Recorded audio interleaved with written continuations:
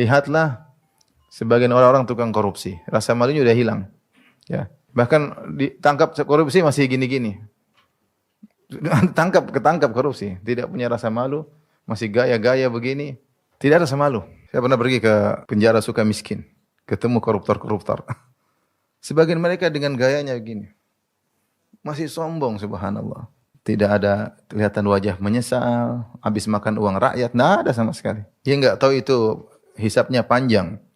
Dia enggak tahu akan nuntut kepada dia banyak orang. Ya, dia enggak tahu dia akan sengsara di alam barzah. Sekarang pun dia sudah gelisah, tapi rasa malu sudah hilang. Dan bukti lagi, betapa banyak orang dikorupsi, sudah ditangkap, keluar, masih nyalon lagi. Tidak punya rasa malu. Itu di antara akibat maksiat. Bismillahirrahmanirrahim. Bab yang kedua, wa minha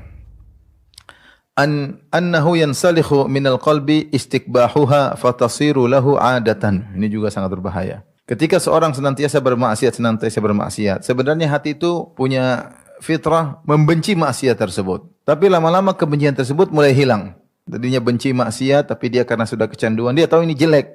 Tapi karena dia kecanduan, mulailah rasa jelek terhadap maksiat tersebut mulai hilang. Fala yastakbihu min nafsihi ru'yatan nasi lahu wala kalamuhum fihi. Akhirnya lama-lama dia cuek aja, dia tidak merasa dirinya harus malu. Ketika dia melakukan maksiat dilihat orang, dia pun tidak malu. Bahkan ketika orang-orang ngomongin dia, dia pun cuek.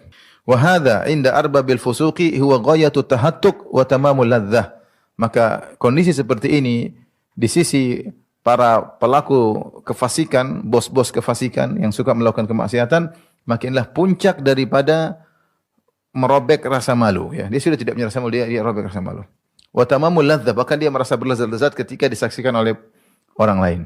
Seperti yang kita lihat zaman sekarang, kita lihat beberapa kejadian orang kemudian dia melakukan maksiat, mungkin dia berzina, mungkin dia melakukan hal yang tidak senonoh, dia shooting dirinya kemudian dia sebar. Dia tidak langsung begitu, ya. Tapi perlahan-lahan, tadinya dia enggak enak, dia malu ketakutan orang. Lama-lama sudah tidak ada rasa lagi bahwa perbuatan itu buruk.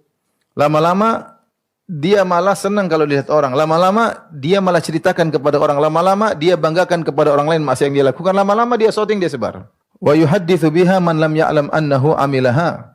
Maka karena dia sudah tidak punya malu lagi, bahkan dia merasa lezat dengan dilihat oleh orang, akhirnya dia cerita kepada orang lain. Orang yang tidak tahu maksiat yang dia lakukan. Fayaqul, maka dia berkata, ya fulan, amiltu kadza wa kadza. Wahai fulan, saya telah melakukan maksiat ini dan itu. Padahal orang tersebut tidak tahu. Inilah yang disebutkan oleh Nabi sallallahu alaihi wasallam dalam hadis, kama qala Nabi sallallahu alaihi wasallam, Rasulullah SAW bersabda, kullu ummati mu'afan illal mujahirin. Semua umatku mu'afa. Mu'afa itu dari al-afiyah, yaitu selamat.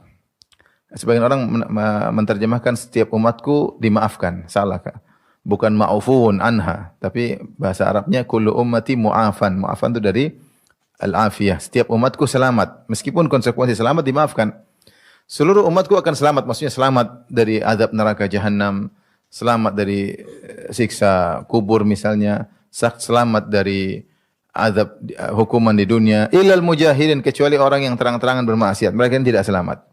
Tidak selamat di dunia, tidak selamat di alam barzah, tidak selamat di akhirat kelak. Wa inna minal ijhar an yasturallahu al-abda thumma yusbihu yafdahu nafsahu. Hukum asal namanya mujaharah itu apa? Melakukan maksiat terang-terangan seperti tadi.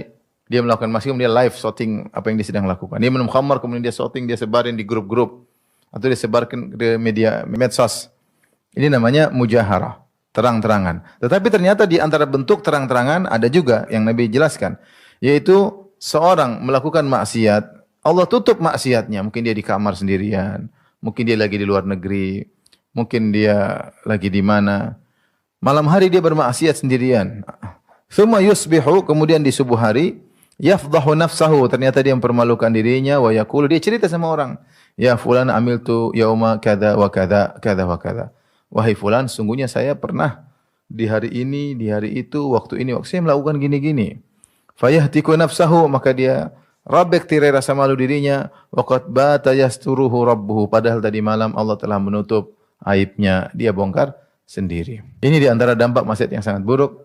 Yang tadinya benci kepada kemaksiatan, akhirnya hilang rasa kebencian tersebut. Yang tadinya rasa malu, akhirnya rasa malu tersebut hilang. Ya. Dan itu tahap demi tahap, ya, demi tahap. Makanya kalau kita lihat ada orang yang nekat misalnya minum khamar terang-terangan, buka aurat, joget-joget, memamerkan keindahan tubuhnya, itu tidak langsung begitu ya. Tapi dia ada tahapan. Tahapan mulai rasa malu dicabut sedikit demi sedikit, sedikit demi sedikit, sedikit demi sedikit. Mulai hilang rasa malunya. Mulai pamer di depan 1-2 orang, 3 orang, akhirnya ribuan orang, akhirnya tidak punya rasa malu sama sekali. Orang ngomongin dia cuek aja ketawa-ketawa. Itu orang zina dengan cuek-cuek aja. Lihatlah sebagian orang-orang tukang korupsi, rasa malunya udah hilang. Ya. Bahkan ditangkap korupsi masih gini-gini. Ketangkap korupsi, tidak punya rasa malu, masih gaya-gaya begini, tidak ada rasa malu. Saya pernah pergi ke penjara Sukamiskin, ketemu koruptor-koruptor. Sebagian mereka dengan gayanya begini. Masih sombong, subhanallah. Tidak ada kelihatan wajah menyesal, habis makan uang rakyat, tidak ada sama sekali. Dia enggak tahu itu hisabnya panjang. Dia enggak tahu akan nuntut kepada dia banyak orang. Ya, dia enggak tahu dia akan sengsara di alam barzah. Sekarang pun dia sudah gelisah, tapi rasa malu sudah hilang. Dan bukti lagi, betapa banyak orang dikorupsi, sudah ditangkap, keluar, masih nyalon lagi. Tidak punya rasa malu. Itu di antara akibat maksiat. Tidak punya rasa malu. Kemudian juga sebagian artis, selingkuh sama ini, sudah ketahuan, selingkuh lagi, nggak ada masalah. Nggak ada masalah. Kenapa rasa malu sudah dicabut? Orang mau ngomongin, dia malah enjoy, malah senang kalau diomongin. Kalau bisa menjadi buah bibir. Itu tidak terjadi begitu saja.